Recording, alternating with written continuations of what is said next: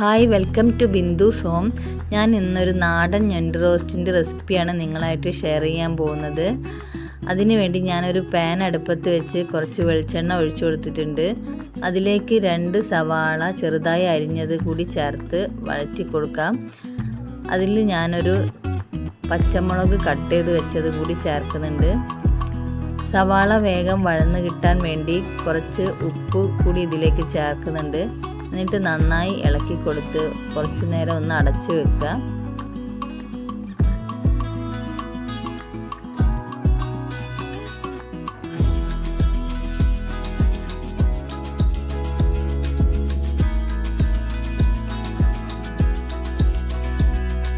ഇപ്പോൾ സവാള നന്നായി വഴന്ന് വന്നിട്ടുണ്ട്. ഇനി കട്ട് ചെയ്ത് വെച്ചിരിക്കുന്ന ഒരു തക്കാളി ഇതിലേക്ക് ആഡ് ചെയ്ത് കൊടുക്കാം. എന്നിട്ട് നന്നായി ഇളക്കി കൊടുക്കുക. അതിനുശേഷം ഇഞ്ചി വെളുത്തുള്ളി ചതച്ച് വെച്ചത് ഇതിലേക്ക് ചേർക്കുന്നുണ്ട്. ഇഞ്ചി വെളുത്തുള്ളിയുടെ പച്ചമണം മാറുന്നത് വരെ ഇളക്കി കൊടുക്കുക.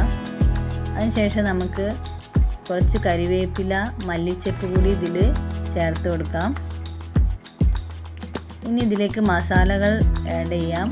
1 സ്പൂൺ കാശ്മീരി മുളക് പൊടി, 1/2 സ്പൂൺ മഞ്ഞൾപ്പൊടി, 1 സ്പൂൺ കുരുമുളക് പൊടി, 1/2 സ്പൂൺ മല്ലിപ്പൊടി എന്നിവ ചേർത്ത് നന്നായി ഇളക്കി കൊടുക്കുക.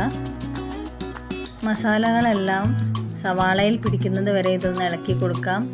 ഇനി ഇതിലേക്ക് മുളക് പൊടിയും മഞ്ഞൾപ്പൊടിയും ഉപ്പ് കൂടി ചേർത്ത് വേവിച്ച് വെച്ച ഞണ്ട് ഗ്രേവി നമുക്ക് ഇതിലേക്ക് ആഡ് ചെയ്ത് കൊടുക്കാം.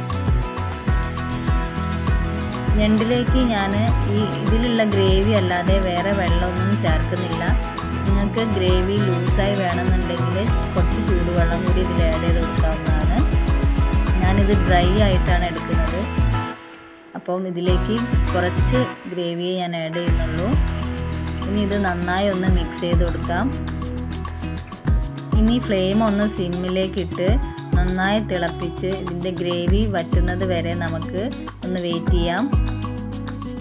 അപ്പോൾ നമ്മുടെ നാടൻ ഞണ്ട് റോസ്റ്റ് ഇവിടെ റെഡിയായി വന്നിട്ടുണ്ട്. ഇത് ചപ്പാത്തി, പൊറോട്ട, ചോറിൻ്റെ കൂടെ എല്ലാം നല്ല കോമ്പിനേഷനാണ്. എല്ലാവരും ഒന്ന് ട്രൈ ചെയ്യണം. എൻ്റെ വീഡിയോ ഇഷ്ടമായെങ്കിൽ സബ്സ്ക്രൈബ് കൂടി ചെയ്യാൻ മറക്കരുതേ.